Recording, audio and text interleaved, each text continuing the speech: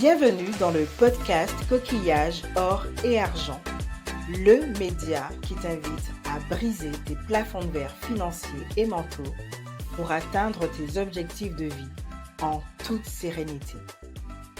Ici, tu embarques pour une odyssée où la richesse se révèle bien au-delà des pièces et des billets. Au fil des épisodes, nous plongerons dans l'intimité de notre relation avec l'argent. Nous décortiquerons les limites que l'on s'impose à soi-même. Mais surtout, nous mettrons en lumière l'importance de prendre soin de ses finances au quotidien, car l'argent, sujet encore trop tabou dans nos sociétés, a une influence parfois délicate sur notre mindset, notre bien-être et nos projets de vie. Alors, que tu sois en voiture, dans les transports, au bureau, à la plage, chez toi ou même dans les bois, ce podcast est ton refuge sonore. Et chaque semaine, il t'enrichira grâce à un nouvel épisode, solo ou avec invité, de quoi t'ouvrir les portes de la richesse et de l'abondance. Bienvenue à bord de nouvel épisode du podcast. Et tu dirais en fait qu'à partir du moment où tu es devenu salarié, je suis ravie d'être là aujourd'hui, surtout en bonne compagnie. Car oui, j'ai une invitée exceptionnelle qui s'appelle Christelle Rubinel. Et aujourd'hui, elle est là pour nous parler de son rapport à l'argent à travers son univers. Elle est riche en expérience. Elle va notamment nous montrer comment trouver l'équilibre entre argent et énergie sexuelle pour une vie pro plus sereine. Sans plus tarder, je vais la laisser se présenter de la manière dont elle le souhaite. Mais avant, je vais quand même lui poser cette question. Christelle, j'ai vu notamment sur tes réseaux, sur ton site, que pour toi, devenir entrepreneur, c'était une vocation. À quel point tu peux me dire comment ça te définit aujourd'hui? Alors, je te remercie, Éléonore, et bonjour aussi. Alors, pour répondre à ta question, comment ça me définit d'être, on va dire, une professionnelle, une freelance, être à mon compte? Alors, déjà, ça fait 18 ans que j'ai créé ma société. J'ai grandi avec des personnes qui étaient déjà à leur compte. Ma grand-mère était déjà à son compte. Ah oui, Oui. C'était une femme qui était secrétaire d'avocat. Donc, une working girl des années 60, on va dire. Et je me souviens de cette femme qui avait un grand sac, qui mettait pas mal de choses dedans. Et quand j'étais petite, je comprenais pas vraiment ce qu'elle faisait. Mon père était aussi à son compte, homme entrepreneur. Donc voilà, ma sœur aussi. Et puis moi. ah Donc, oui. on va dire, on a un peu ça dans les gènes, dans la famille.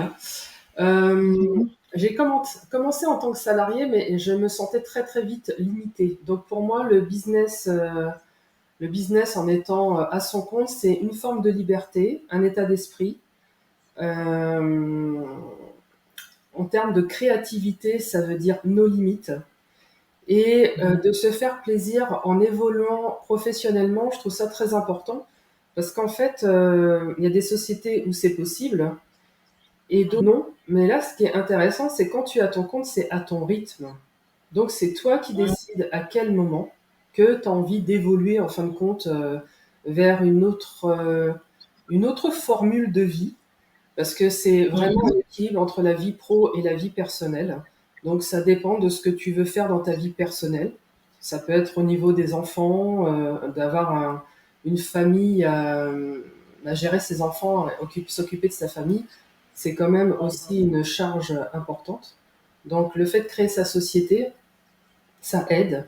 Et puis, si tu as comment on appelle ça, des domaines artistiques, d'autres domaines qui te passionnent, et que tu as envie d'y mettre un peu plus de temps et d'énergie, bah, tu le peux. Parce que c'est vraiment toi qui mets les curseurs où il faut pour ton activité professionnelle.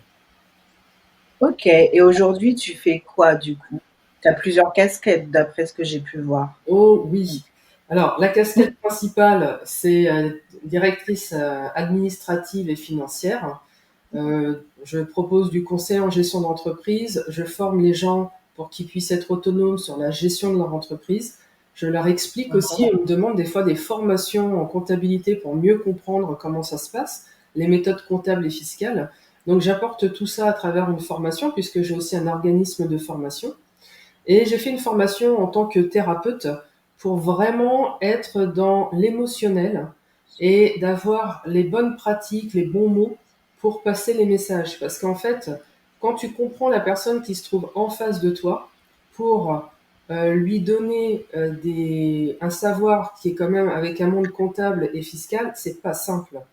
Donc c'est vraiment d'utiliser les mots dans la communication, les mots de son client, et de s'axer sur ses rêves, sur ses objectifs, pour lui, on va dire, fabriquer sur mesure une grosse carotte, tu vois, pour se dire, oh, je vais avoir du plaisir si je m'embête, entre guillemets, à comprendre et à faire tout ça. Donc j'ai vraiment été sur les émotions pour trouver le turbo en chaque personne, pour l'aider à connaître le monde de la fiscalité et de la gestion, qui n'est pas forcément un monde passionnant pour tout le monde. Et pour toi, parce que toi, tu y allais directement dedans, peut-être qu'on pourra revoir plus tard dans ton parcours pourquoi tu t'es orienté plus sur le domaine financier, la gestion d'entreprise, etc.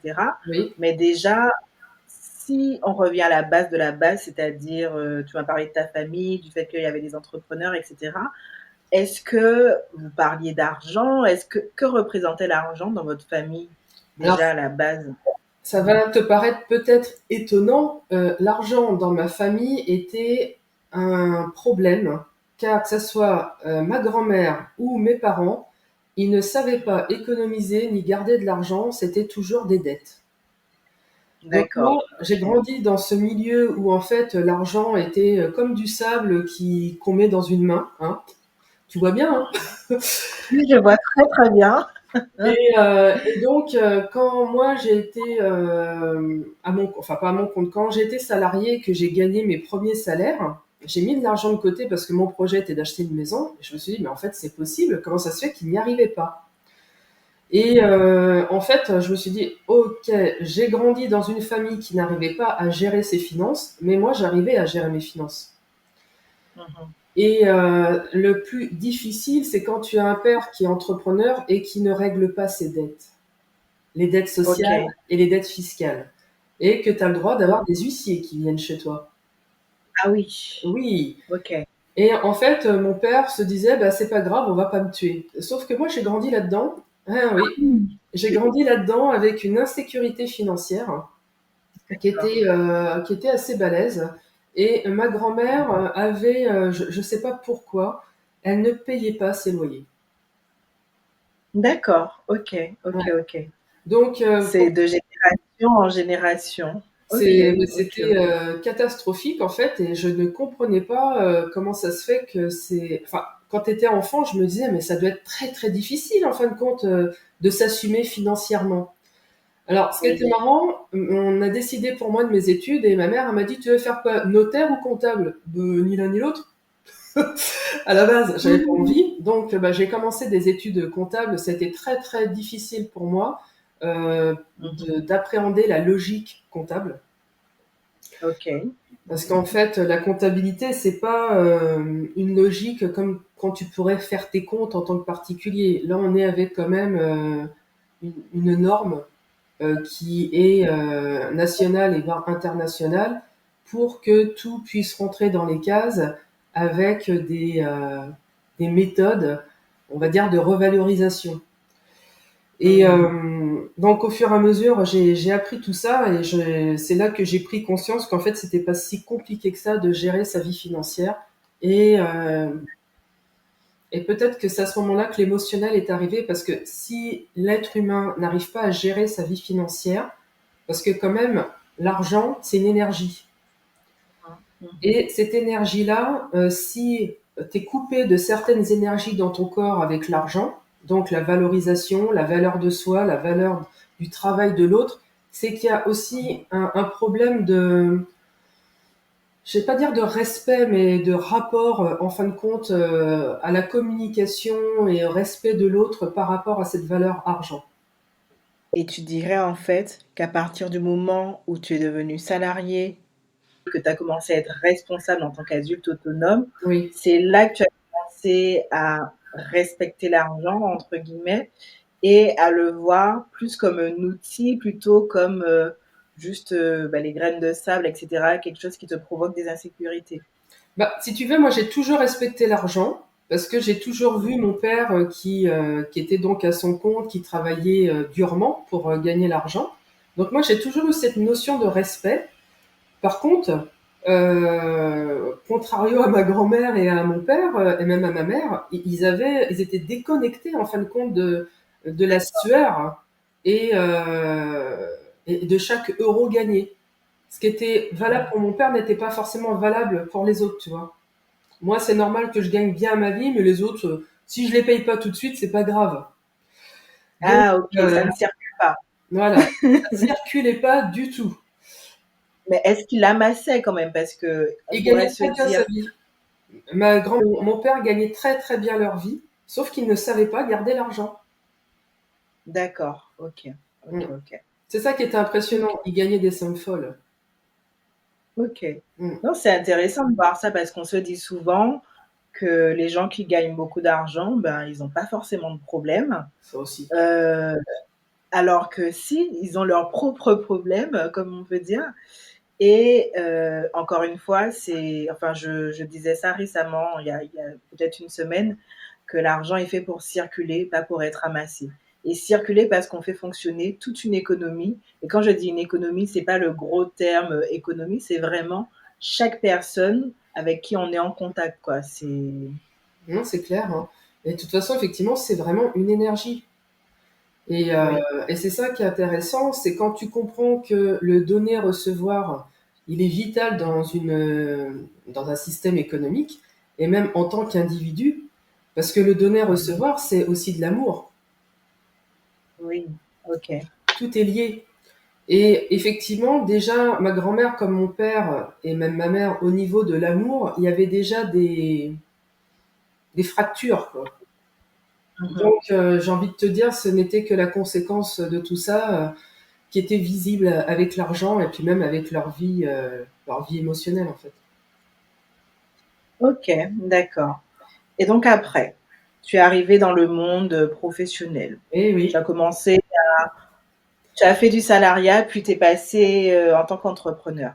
Est-ce que cette transition-là, tu as eu certaines peurs? Puisque tu me dis que c'était une vocation, mais est-ce que le fait de franchir le pas du salariat où on a ce salaire qui tombe quand même tous les mois à entrepreneur, je dois tout créer. Bon Oui. après il y a peut-être 8 ans, je ne sais pas comment toi qui as le recul par rapport à maintenant, aux jeunes créateurs, comment tu vois les choses? Mais Bah, toi, est-ce que tu as assez peur de franchir, d'y aller, de se dire: «Comment je vais payer mon loyer? Comment je vais mettre, quelque chose dans mon frigo?» carrément. En fait, si tu veux, quand justement mon père qui gagnait très très bien sa vie, qui n'arrivait pas à payer ses charges sociales et en fait qui avait des difficultés à chaque fin de mois, je me suis dit, ok, je vais créer ma société, mais je veux surtout pas que ça soit comme mon père, quoi, ni comme ma grand-mère en fait. Et, euh, Et je me souviens au tout début, donc j'étais au chômage. Ça m'a permis d'avoir une sécurité financière pendant 2 ans à l'époque. Et puis je voyais qu'en fait, chaque matin, quand je me levais, je savais quoi faire de ma vie. Donc je Mmh. faisais mon travail. La recommandation, elle s'activait bien parce que j'avais une tonne de potes. Et puis j'avais Mmh. des copines qui en avaient marre de faire du travail pour d'autres. Elles me disaient, tiens, prends-le, lui. Elle, à l'époque, elle faisait ça comme ça, mais elle me disait non, non, tu vas lui faire mieux que moi, t'as le temps et tout. Donc moi, j'ai très très vite du travail. J'ai pas mis OK, 3 ans à faire un chiffre d'affaires, hein. On va dire mon OK, premier mois, j'ai dû avoir 200 euros, après 600, 800, 2000, et puis ça a été très très vite. Donc j'ai jamais eu de problème et ça fait 18 ans que tout roule. Voilà, de chiffre d'affaires, je n'ai pas besoin d'avoir des millions de chiffres d'affaires pour me sentir bien. Il y a aussi cette notion de OK, richesse. Par contre, ouais, il y a 10 ans, là, je me suis dit, ouh, il va falloir ralentir parce qu'en fait, quand tu es à ton compte, le piège, c'est que c'est une passion, c'est une vocation, mais tu vois pas les heures passer. Et c'est là que ton corps physique, lui, il voit les heures passer. C'est vrai. Et oui. Donc, en 2020, j'ai eu mon corps qui s'est mis à frémir, là. J'ai eu des tremblements. Et là, je me suis dit, OK, je suis arrivée à ma limite. Maintenant, il faut faire l'inverse. Il faut redescendre, se servir de toute son expérience, justement, de toute cette passion, de toute l'intelligence cumulée pour travailler autrement. D'accord, donc toi, tu as choisi la décroissance, Oui. Alors que ce qui est prôné comme signe de succès, de réussite d'une entreprise, c'est de toujours aller plus haut. Oui. Et toi, tu as choisi au contraire tu as choisi de faire le contraire pour justement trouver un équilibre avec ta santé, ton corps, etc. Oui. Intéressant. Et surtout, en fait, cette décroissance, on va dire, en termes de nombre d'heures, n'a pas été une décroissance en termes de chiffre d'affaires. Ah, intéressant ça, parce qu'on peut l'associer effectivement. Et en fait, c'est pour ça que je te parlais tout à l'heure de la valorisation de la personne. Eh ben, on parle aussi de la valorisation du taux horaire.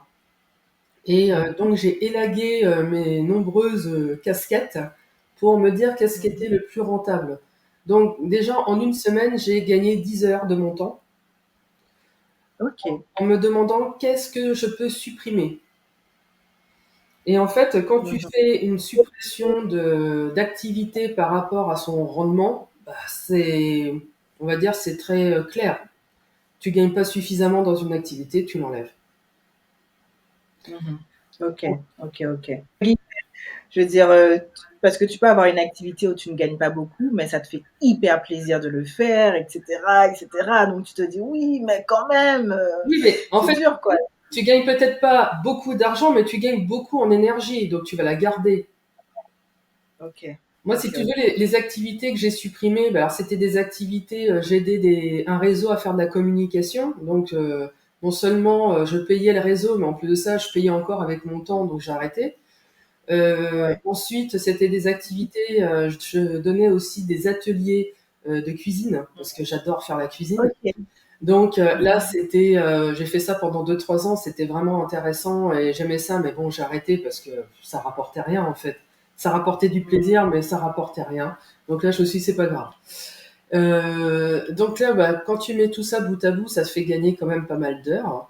Et ce qui était intéressant, pendant cette période-là, j'ai pris une formation pour commencer à automatiser mon travail. D'accord, ok. Donc, il y a eu cette introduction de différents outils pour justement dupliquer sans avoir besoin de moi. Et ça te permet aussi de gagner des heures et d'augmenter ton taux horaire sans qu'il bouge en fait. Ok. Donc là, il y a eu quand même un gros tournant et beaucoup d'apprentissage. J'ai un investissement qui est quand même, j'ai un bon budget au niveau des formations.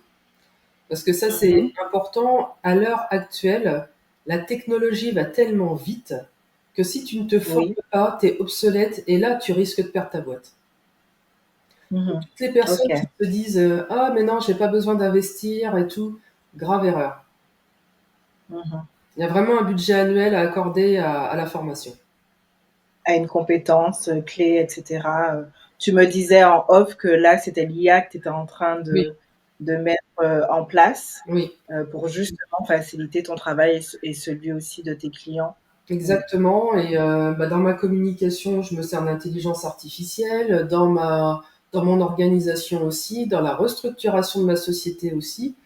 Et j'invite mes clients à chaque fois à aller encore plus loin dans le développement de leur restructuration aussi, parce que c'est pas la peine d'attendre 10 ans pour restructurer sa boîte.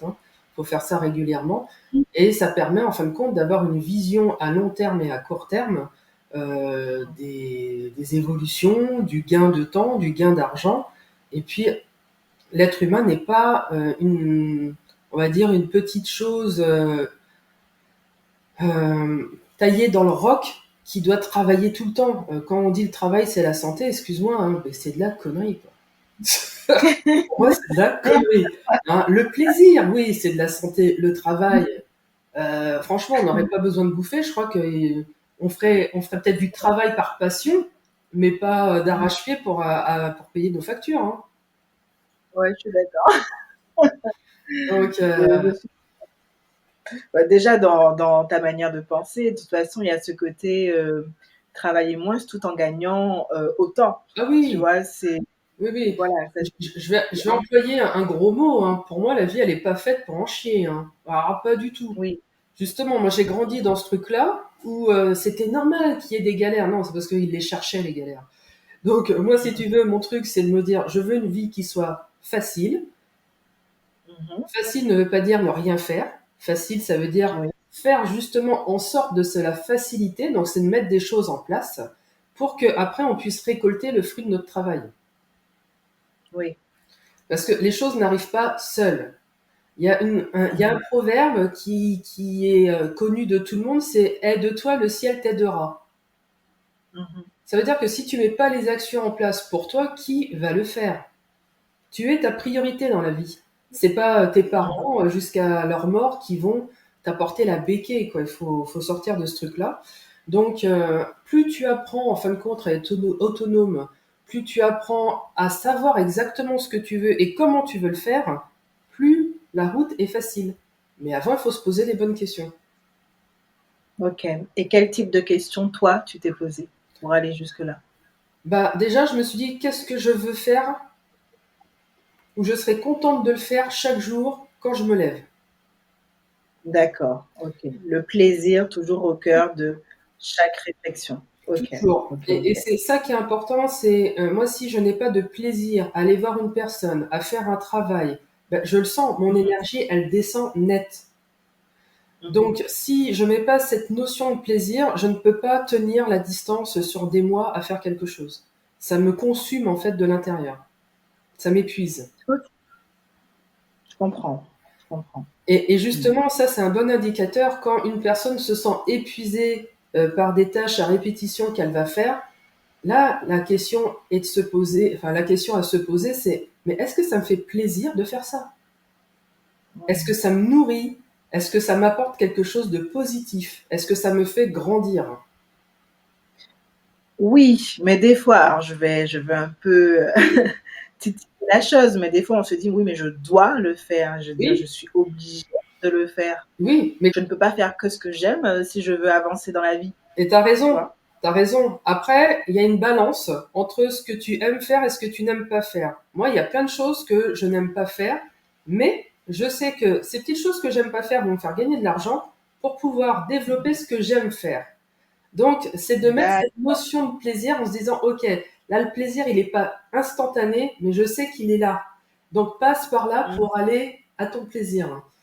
Et, euh, OK. et c'est surtout ça qu'il faut, il faut vraiment avoir cet état d'esprit de se dire, OK, on peut pas toujours faire ce qu'on aime, comme ce que tu viens de me dire, Eleonore, mais ce que je fais va m'apporter une source de plaisir à court terme. Mmh. Donc, je ne vais pas me fatiguer ou avoir une diminution d'énergie pendant longtemps. C'est juste là, Mmh. allez, pendant 2 heures, j'y vais à fond, mais je sais qu'après, j'aurai quelque chose que je vais aimer. Et ce qui est intéressant, D'accord. moi, avec mes clients, je leur propose toujours un planning plaisir. OK, un planning plaisir. Oui, donc Mmh. ça veut dire qu'on prend un planning sur une semaine et on va se mettre des créneaux horaires.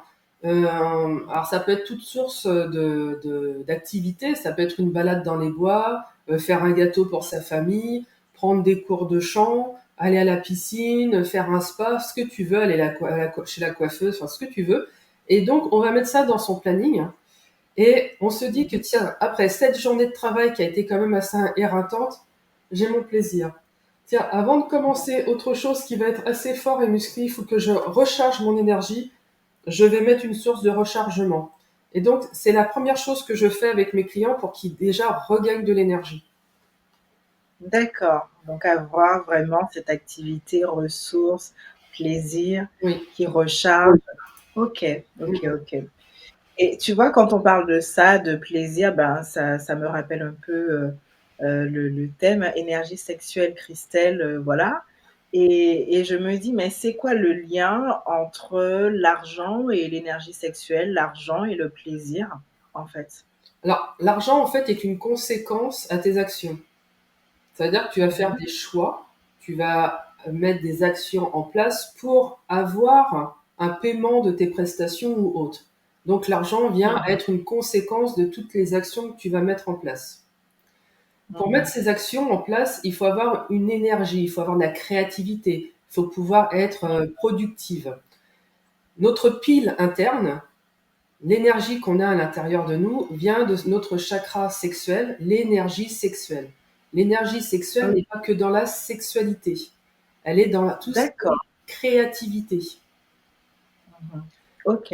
Donc on peut avoir une énergie, on peut être créa sans avoir, entre guillemets, une sexualité.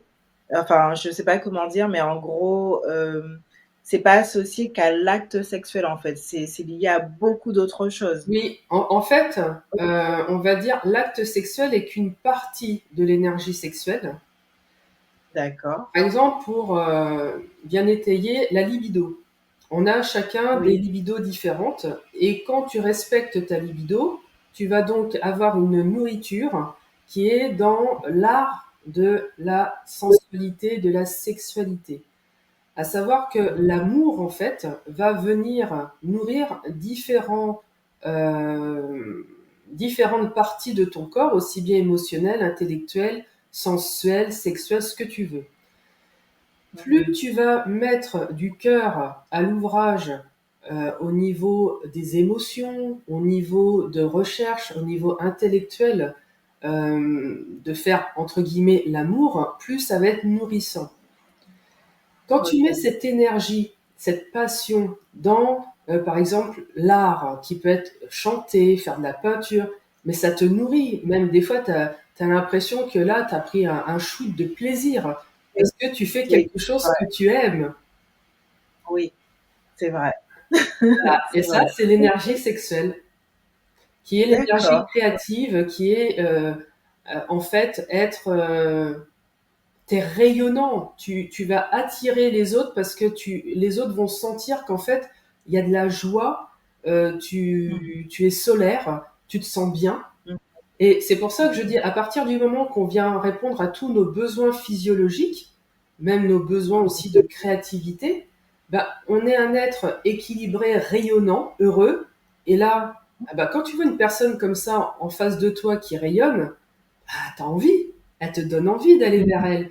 Si t'as une personne qui est toute fade, qui est toute terne, tu vois bien qu'elle est triste, en fin de compte, elle a carrément banni certaines émotions ou certains désirs ou certaines envies, bon, bah, tu dis on va la laisser dans son coin, celle-là, ça peut être contagieux. Donc de répondre à ce désir, plaisir, envie, peu importe lesquels, là tu réponds en fin de compte à un besoin qui va passer par l'énergie sexuelle, l'énergie créative. Ok. Et ça me fait penser, alors je ne sais pas si tu as eu le cas parmi tes clients, mais est-ce qu'on peut avoir un business qui prospère sans avoir une énergie sexuelle au top ou une libido au top, tu vois? Est-ce qu'il y a un lien? Alors, j'ai envie de te dire oui, parce que je l'ai déjà vu. Par contre, l'énergie à toujours penser, à se sentir bien, à répondre à ses besoins physiologiques, à répondre juste à sa libido, elle prend tellement la tête, elle prend tellement de place, elle prend tellement d'énergie que le business pourrait être nettement mieux. D'accord. Et surtout, pour être assez terre à terre, quand tu ne réponds pas à tes besoins sexuels, physiques, il y a un manque de confiance qui arrive, il y a une frustration. Et en fait, là, tu as ce déséquilibre qui vient. Et j'ai une personne, elle me disait, t'as beau faire du sport, t'as beau faire ce que tu veux, si tu réponds pas à tes besoins physiologiques, donc besoin de faire l'amour, d'assouvir, de répondre à ta libido, il n'y a rien qui remplace ça, en fait. Ok.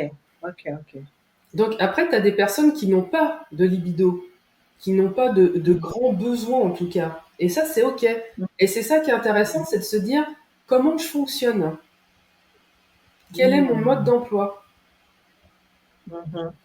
Parce qu'on est vraiment toutes et tous différents. D'accord. Ok.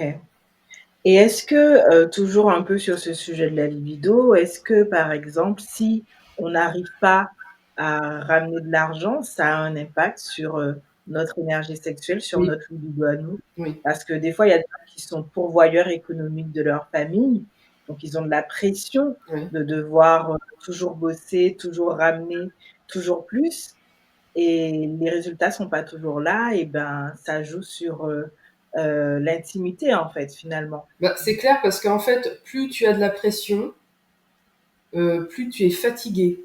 En fait, la peur vient te Mmh. prendre tellement d'énergie qu'elle t'enlève de l'énergie et du coup, ça descend.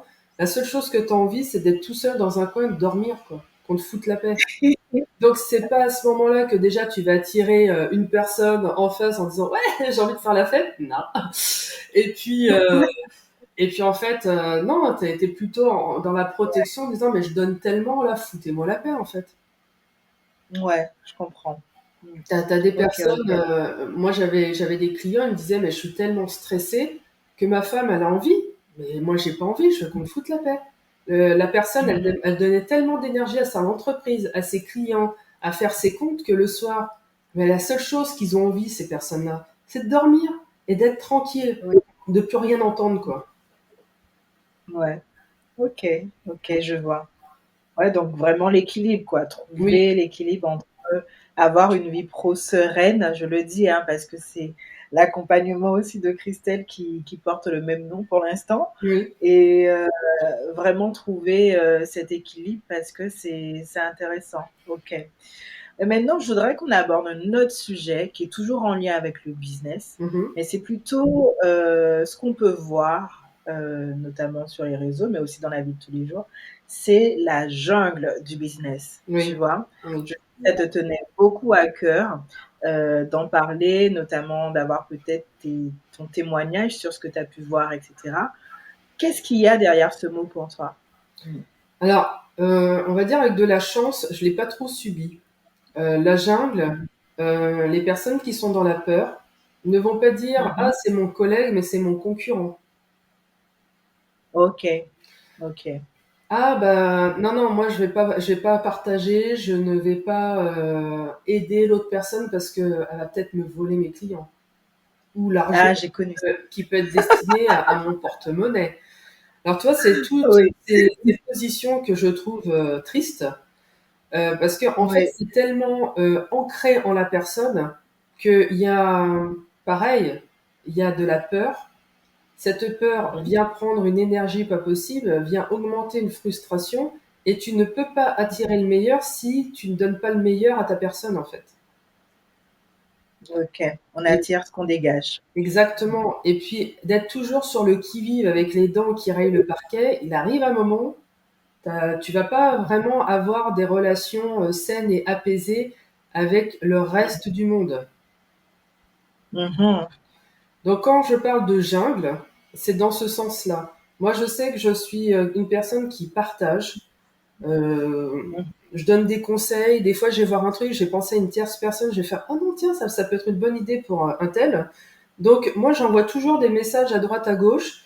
Quand je vois sur LinkedIn une personne qui travaille bien, bah, je vais la conseiller, même si j'ai pas eu affaire à elle. Et pour moi, on est tous collègues. On est Oui. tous là pour s'entraider parce que une personne sera meilleure dans un domaine qu'une autre. Et on ne sait pas tout Mmh. faire. Et de vouloir se dire, ah non, moi je vais le faire toute seule parce que je vais pouvoir dire, je l'ai fait toute seule. Bon, bah éclate-toi. Mais en fait, tu vas perdre du temps parce que c'est pas ta zone de génie. Tu vas te dire, tu vas pas dépenser de l'argent, mais pendant ce temps-là, tu vas pas en gagner non plus. Donc ça devient Mmh. stupide. Et le temps que Mmh. certaines personnes réalisent ça, bah, des fois il faut 1 an, 2 ans, 3 ans, 10 ans.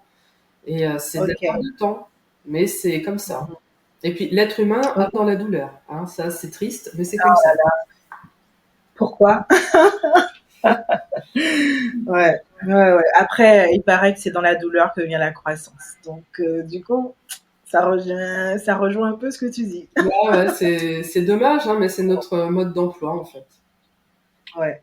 Non, mais c'est vrai, hein, que même si parfois tu as tout en face de toi, quelqu'un te donne les choses à ne pas faire, tu vas te dire, ben, tu vas quand même les faire, les erreurs, Mhm.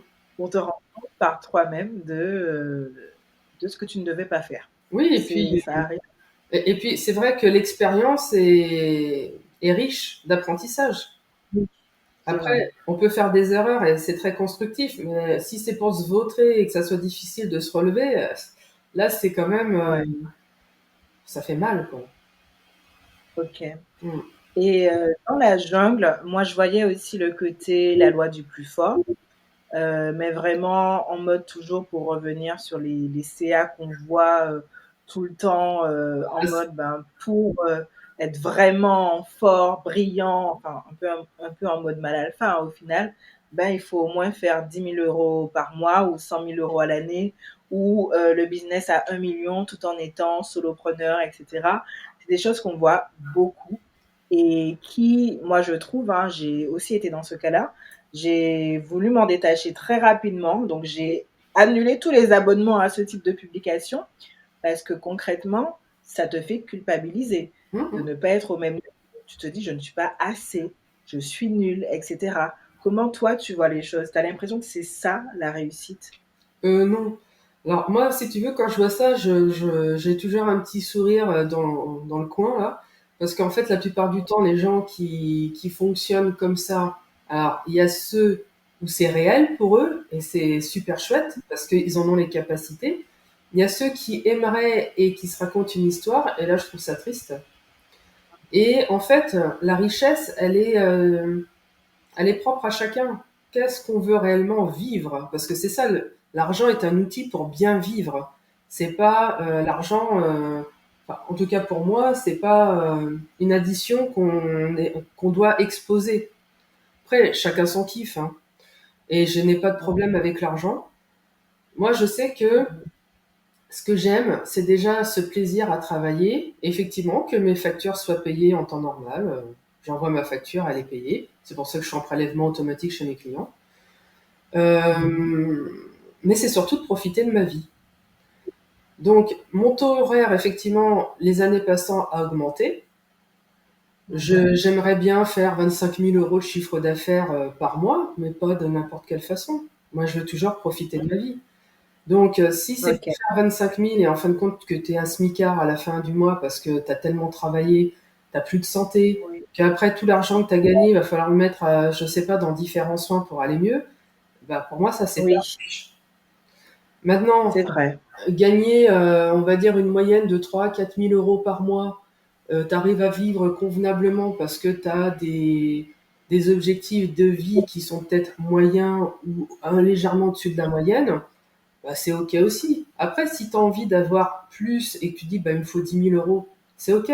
Après, c'est de se dire comment tu les gagnes, dans quel état d'esprit et par rapport à ton rythme biologique. Est-ce que tu te respectes en tant qu'humain pour gagner cet argent?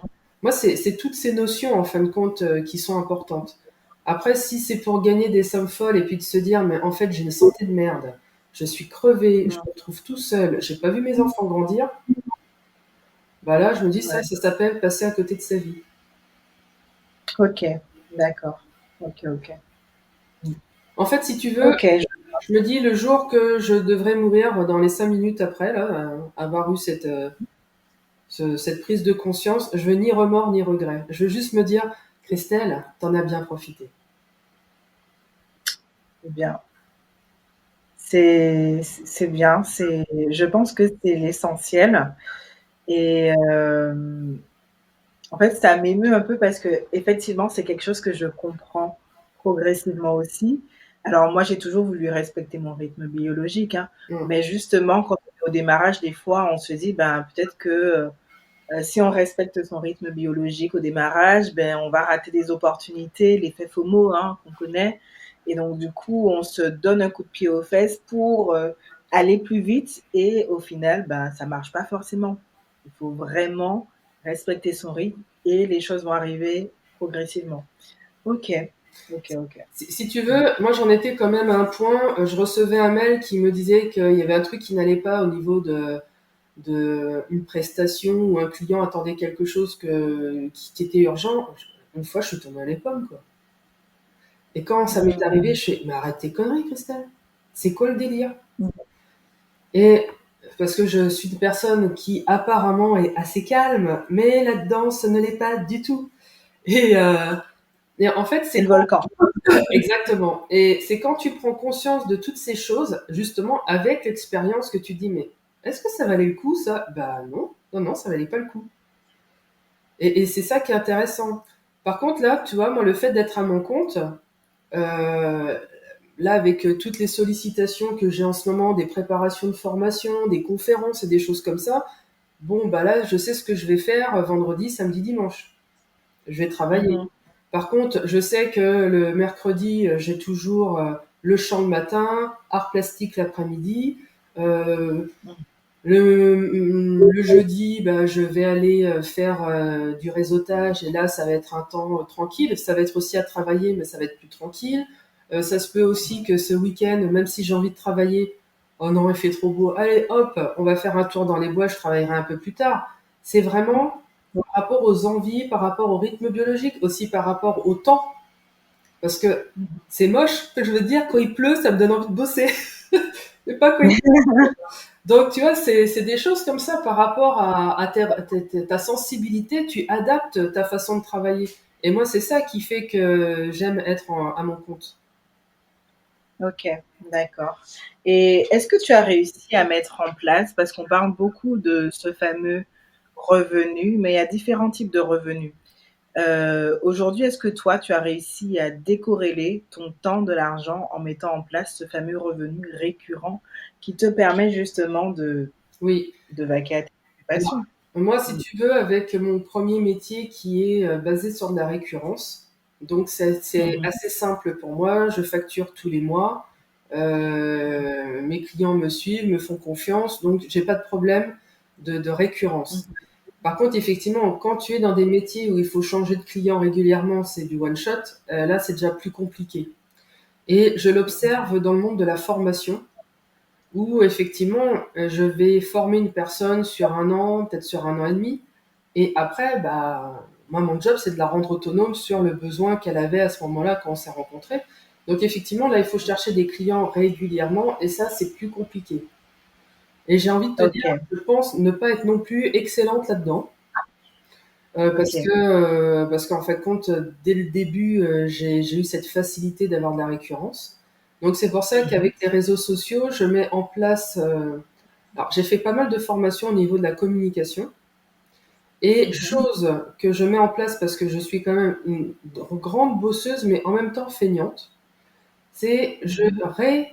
réfléchis, j'observe, j'analyse comment je peux être un aimant à prospect et pas toujours chercher des prospects parce que franchement, j'ai autre chose à faire Mhm. et je vais pas passer la moitié de mon temps à prospecter alors que j'ai besoin de ce temps-là pour travailler. C'est vrai.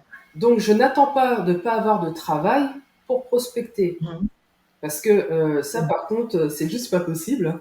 Donc, moi, j'ai toujours du Oui. travail. J'ai toujours 3-4 mois de commandes. Et en même temps, il faut que Mhm. je pense à ma prospection pour continuer à remplir mes carnets de commandes. Ok. Donc aujourd'hui, tu l'as fait comment? Via la création de contenu ou tu prends ton téléphone directement pour contacter les gens? Alors, Mm. moi, j'ai de la création de contenu sur LinkedIn. Alors, ce qui est marrant, c'est que je suis aussi inscrite dans des réseaux professionnels où j'y vais régulièrement. Par exemple, ce soir, il y a une réunion. Il y en a presque toutes les semaines. Donc, je crée du lien. Moi, créer du lien, pour moi, c'est naturel, c'est facile. Et comme je te disais, bah, t'arrives et là, on bel up, on y va, sourire et tout. Donc, les gens, ils se disent, ouais, sympa et tout. Et on vient naturellement parler. Et ce qui est intéressant avec LinkedIn, tu dis ce que tu fais régulièrement. Donc les gens ils vont voir comment est ton profil sur LinkedIn et là ils se disent ah ça peut m'intéresser. Et puis quand je les revois la fois d'après, on va en discuter. Mm. Donc c'est vrai que moi les Ok. réseaux sociaux me servent plus à ça et j'essaie de changer la donne pour travailler à l'international et même si aujourd'hui je travaille déjà à l'international, mais de me dire j'aimerais bien que des gens que je ne côtoie pas dans le monde réel puissent m'appeler. Ça m'arrive, mais pas autant que j'aimerais. Et en même temps, je n'ai pas envie de passer des heures et des heures pour que ça arrive. Ok, d'accord. Ok, ok, je vois. Et donc du coup, maintenant qu'on sait que toi, tu as un business florissant dans des choses, dans des domaines qui te font plaisir, que ce soit le coaching, que ce soit être conseillère en gestion d'entreprise,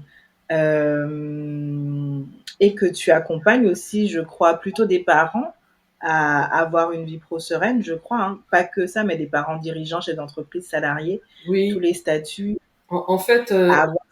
j'accompagne énormément de parents, mais pas que des parents. OK, OK, OK. Hein, D'accord. ce qui est important, en fait, pour moi, pourquoi j'ai visé des parents, parce que les enfants, pour moi, sont importants. Déjà, on a 4 enfants avec mon compagnon. Mmh. Demain, ce sont nos enfants qui seront à notre place. Mes enfants Mmh. vont rencontrer d'autres enfants, et le parent se doit d'être équilibré pour bien éduquer son enfant. Un enfant a besoin de Mmh. son parent, il a besoin de la présence de ses parents. Et justement, quand un dirigeant d'entreprise qui a des enfants comprend ça, bah, il va se dire, OK, et c'est ce qui s'est passé pour moi, là, je vais pas faire des étincelles au niveau de mon chiffre d'affaires. Ça sera un petit chiffre Mmh. d'affaires aux alentours de 50 000 euros, mais ça va me permettre de payer mes factures, de partir en vacances et d'être avec ma famille. Mmh. Là, moi, je peux dire ça parce que j'ai pas beaucoup de charges pour travailler. Moi, c'est une profession intellectuelle. Après, quand tu as des Oui, personnes qui ont beaucoup d'outils à prendre oui, au fur et à physique. mesure pour pouvoir délivrer leurs prestations, c'est une autre histoire. Mais la chance que j'ai, moi, j'ai pas de gros frais de fonctionnement. Ce qui vient greffer mes Mmh. frais, en fin de compte, mes charges, ça va être tout cet investissement sur la formation. D'accord, OK, OK. Et de l'investissement, oui, sur toi, en fait, pour, te former, pour acquérir de nouvelles compétences. Oui, moi, OK. c'est vraiment le développement personnel, comment améliorer en fait mon organisation, comment maîtriser le stress. Donc, il y a Mmh. toutes ces choses-là et toutes ces notions, en fin de compte, d'apprentissage. Hein. D'accord, OK, OK. Mm. Et aujourd'hui, est-ce que tu dirais que, tu as toujours, par rapport à ce que tu as pu vivre aussi quand tu étais enfant, quelques insécurités qui sont là, quelques croyances limitantes au niveau de l'argent qui sont toujours là, même si aujourd'hui le business ça va, que tu t'es détaché du modèle familial et cetera? Qu'est-ce que tu dirais? Alors, j'ai envie de te dire, là, depuis 2 ans, euh, Mmh. j'ai fait une formation qui s'appelle le Money Profil, que tu OK. connais bien. Ça m'a carrément explosé des croyances limitantes qui étaient justement par rapport à ma famille, qu'on viendrait prendre l'argent que j'allais gagner en fait. Et une fois que ça est bien parti, je me suis étonnée il y a 2, 3 semaines à parler de je vais faire un empire. Et là je fais, voilà Christelle, qu'est-ce qui se passe? Et C'est ça qui est sorti de ta bouche? C'est toi qui l'as dit? Et là, oh, ok. Alors, ce qui est bien, c'est que moi, j'entends des choses qui sortent de ma bouche, mais pas de ma tête. mmh On va dire de mon cerveau, tu OK. vois, c'est pas préparé. Et là, je me suis dit, ah, tu t'es envoyé un beau message, là, Chris. Et, euh, et ce qui était marrant, je dis ça à mon compagnon, je sais, ouais, je me suis dit que j'allais préparer un empire. Il fait, tant que tu ne sois pas mégalo, tout me va bien. Hein. Et j'ai dit non, c'est pas mon style, ça, d'être mégalo. Mais en tout cas, justement, par rapport à l'argent, je n'ai pas vraiment eu de stress au niveau de l'argent en me disant est-ce que j'allais avoir de l'argent à la fin du mois? Parce que déjà, je rentre Mmh. régulièrement. Et je Mmh. me dis, si j'ai envie d'avoir quelque chose, il y a aussi le troc de service. Il y a aussi Mmh.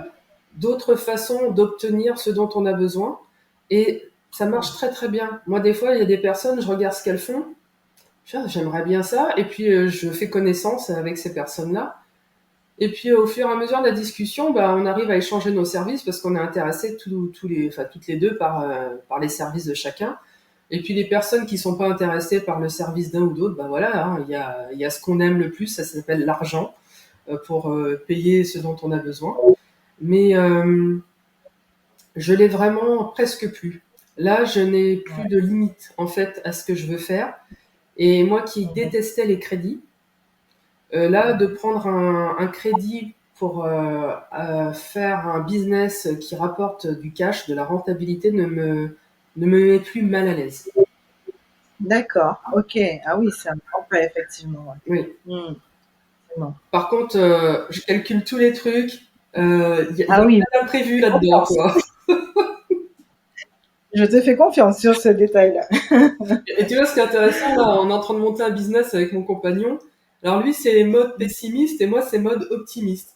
Et à chaque fois qu'il me pose une Ok. question du style, non, mais ça va pas le faire, je lui montre parce que moi, j'ai étudié tout le truc. Donc, je lui montre, je regarde là. Non, mais elle a peut-être fait exprès d'avoir un super carnet de réservation. J'ai dit oui, pour que les clients ne puissent pas réserver. Alors, il me regarde. Donc, voilà, quoi. Mais c'est très intéressant d'être aussi complémentaire quand tu fais une association pour du business. En fait, justement, peut renforcer ce besoin illimité de faire des choses. Aujourd'hui, comme ça, c'est pour moi. Avant, je dis pas ça. C'était pas comme ça.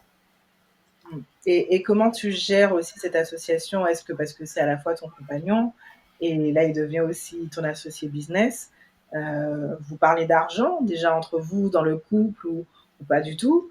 Heu, Comment vous avez géré, le fait d'être à la fois en couple et associés et parler d'argent aussi bien pour le couple que dans le business quoi? C'est Alors, ce qui est intéressant, évident. c'est que déjà, au niveau du couple, on a chacun nos comptes bancaires. D'accord, OK, Donc, OK. il y a une liberté dans notre couple qui est quand même très intéressante parce qu'elle y est au niveau émotionnel, intellectuel et financier. Pour nous, l'être humain est autonome. Chacun est responsable de sa carcasse, chacun sait ce qu'il doit faire. Donc OK. déjà, nous, on est sur cette base-là. Il n'y a pas de problème de se dire, t'as fait les comptes, t'as payé ci, t'as payé ça, c'est bon, on sait ce qu'on doit faire. On partage les frais de la maison, les frais de la famille. Et ce qui est intéressant, moi, je suis un peu une calculatrice sur pattes. Donc, j'ai des tableaux de budget qui tiennent pas longtemps parce que lui, ça lui casse les pieds de les tenir. Mais bon, moi, tout est ici. Donc, je sais exactement au niveau de l'équilibre quand je dois payer plus quelque chose parce que lui, il a déjà bien participé. Je lui dis, je fais quand même les comptes une fois dans l'année pour rétablir tout ça parce que moi, j'aime être juste, juste dans le sens justice, équité, et lui aussi. Oui. Alors, ce qui est marrant, c'est que mon signe zodiacal est la balance, hein, tu sais, le signe de la justesse, de la justice. Et lui, c'est le poisson. Et le poisson, dans le zodiaque, c'est deux poissons l'un sur l'autre. Donc, aussi un OK, double OK. signe. Et il est très aussi dans l'équilibre et la justice. Donc, on s'entend super bien là-dessus. Et au niveau association, business, il me dit, c'est pas compliqué. Tu sais ce que tu veux? Oui. Bah, tu me dis. Faut discuter, communiquer les gens, il faut Voilà. communiquer. Donc, en fait, c'est de prendre les points forts de l'un et de l'autre. Alors, mon compagnon est très bon dans tout ce qui est entretien des bâtiments, manuels. Il sait exactement ce qui tient la route sur le plan matériel, parce qu'il a eu plusieurs maisons qu'il a retapées, qu'il a refait. Et moi, c'est au niveau des chiffres. Donc, les crédits, rentabilité, le cash et tout. Je vais pas faire un super tableau digne d'un truc qui va sortir pour une société qui est cotée en bourse, tu vois, parce que c'est pas l'utilité, mais je sais exactement où je vais. Et avec des termes assez simples, et lui qui est très pragmatique, il me demande des explications très simples. Donc ça nous ramène très très vite à la réalité et on n'est pas avec des usines à gaz dans des tableaux Excel. D'accord, OK, OK, je vois. Bon, c'est intéressant. L'association, c'est vrai qu'on n'y pense pas forcément souvent quand on se lance, Mm. mais ça peut être intéressant. OK.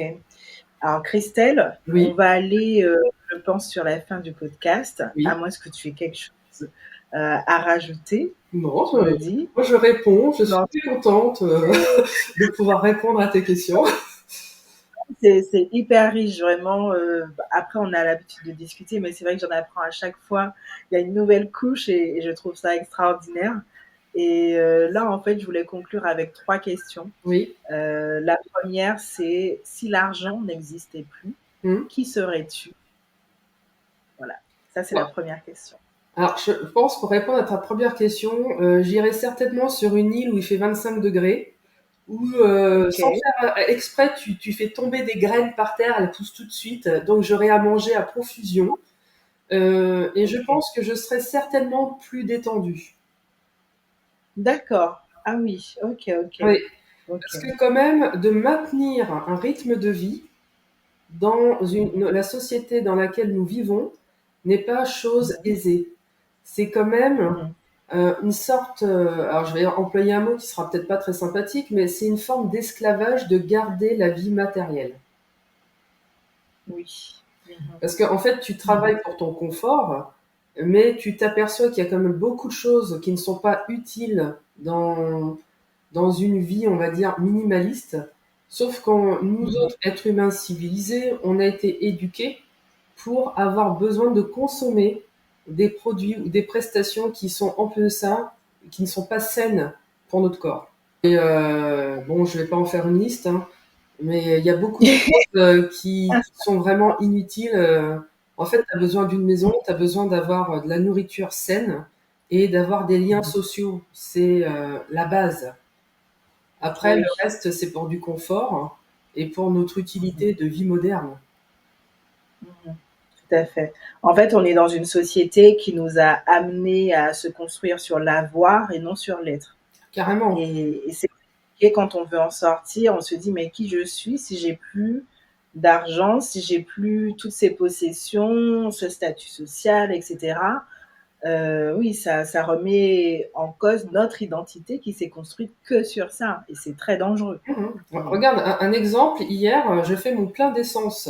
Et quand je fais des achats sur Internet, je sors mon portefeuille de mon sac et je mets ma carte bleue là. Et là, au moment de faire mon plein d'essence, oh punaise, j'espère que j'ai pris ma carte bleue et qu'elle est bien dans mon sac. Aujourd'hui, sors sans ta carte bleue. Sors sans ton téléphone. Il y a un stress direct qui se met. C'est vrai, c'est vrai. Oh, c'est pas normal. Ben non, c'est pas normal. En fait, on nous a tellement conditionnés pour rentrer dans ces clous-là, sur tout ce qui est surconsommation, que quand tu n'as pas, entre guillemets, tes outils pour consommer, t'as l'impression que t'es plus rien, quoi. C'est vrai, c'est vrai. Ouf. Ça sera une autre discussion parce que ça vaut le coup de creuser. C'est pour ça, une île déserte avec des graines qui poussent pour avoir de la nourriture et des gens, c'est bien. Elle est plus déserte, hein, mais une île. Mais tu vois, tu le sais, hein, moi je suis de la Guadeloupe, toi tu es originaire de la Martinique. En fait, il y a cette solidarité quand même que je peux observer où tu peux avoir de ton voisin, de ta famille à manger, un fouille à pain, des mangues, etc., sans pour autant aller au supermarché. Alors, c'est pas le cas de tout le monde, je le sais, mais c'est vrai que ça change la donne aussi, de se dire que c'est possible déjà d'avoir l'essentiel qui arrive parce que c'est dans le jardin, en fait, tout simplement. Bah, imagine toutes ces personnes qui habitent en appartement sans avoir un petit jardin à exploiter. Si elles n'ont pas le marché ou le centre commercial à côté, c'est foutu.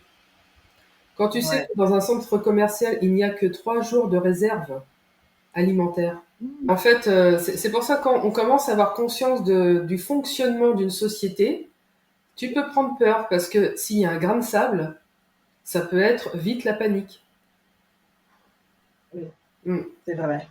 Nous, ça a été le cas. Nous, on a un grand jardin. Je fais mes bocaux, je fais mes réserves quand c'est la production des fruits et des légumes. Et je peux être tranquille pendant pas mal de temps. Et je fais la pointe en faisant les marchés et tout ce qui s'ensuit. Mais si du jour au lendemain, je n'ai plus les marchés à faire, je peux me débrouiller. Et il y a beaucoup de personnes, elles ne peuvent pas se débrouiller.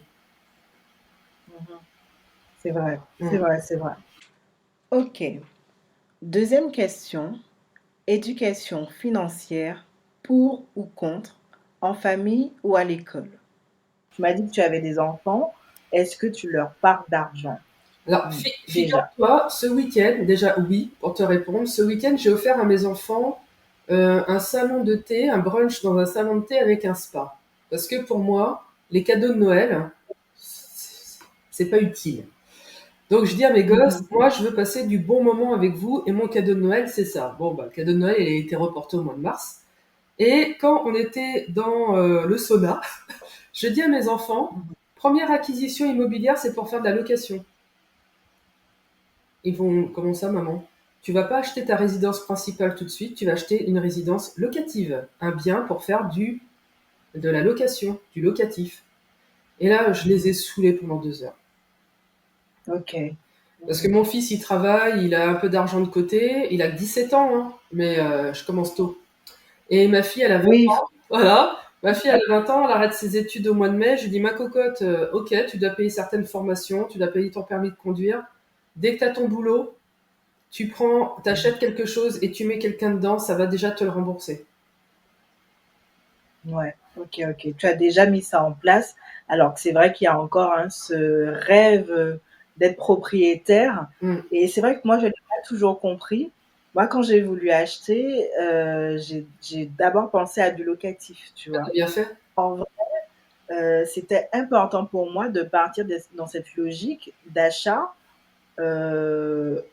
au moins rentable à l'équilibre, tu vois, parce que, non, en fait, j'ai besoin de créer des sources de revenus à côté pour, voilà. OK, mais c'est bien, c'est très, très bien. Oui, oui, et puis Très, en plus très de ça, moi je prends aussi des formations pour créer du cash avec l'investissement. Euh, Mmh. et il y a tellement de moyens en fait de créer du cash avec de l'investissement. Alors c'est pas d'acheter hors de prix pour que le loyer vienne rembourser pile poil ton loyer. Non, non, il faut déjà bien négocier à la base pour que tu aies un crédit Oui, encore plus bas. Et là, ton revenu locatif va venir te faire du plus. Parce que sinon, ça vaut pas le coup. oui, c'est vrai, c'est ça. Il y a des compétences, Oui, à avoir. La négociation en est une. exact. Effectivement, Mm. effectivement. Alors, dernière question. Oui. Quels sont tes projets pour cette année 2024 et où est-ce qu'on peut te retrouver? Voilà. Alors, mes projets, c'est toujours de voyager et de continuer à développer mes activités pour le plaisir, parce que maintenant, c'est plus pour le plaisir. Si je veux aujourd'hui, je peux me satisfaire de ce que j'ai déjà, mais ça m'ennuie. Donc là, c'est vraiment un projet passion qui va arriver sur les réseaux sociaux. Euh, OK.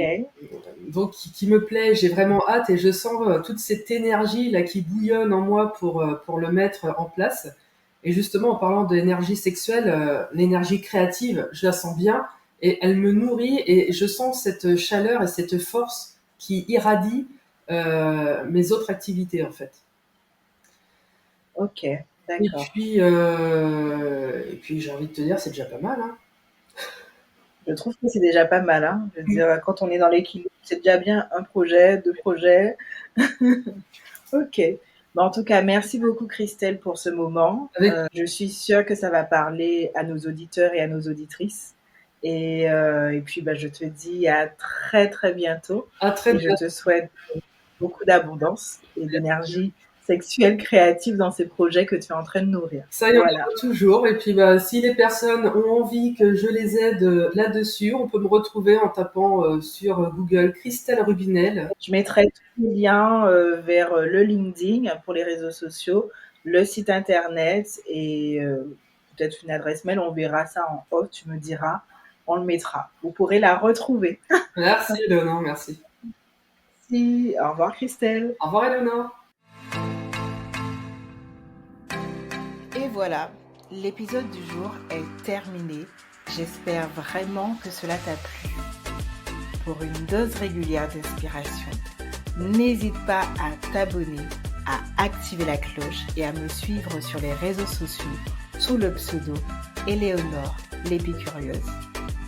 Et surtout, pense à mettre 5 étoiles d'honneur pour que ton podcast vibre durablement et fasse écho au-delà des frontières. Par ailleurs, si tu souhaites en savoir plus sur mes accompagnements, tu peux toujours m'envoyer un message privé, un mail ou prendre rendez-vous avec moi via mon agenda. Je te dis à très bientôt pour de nouvelles découvertes sur l'argent.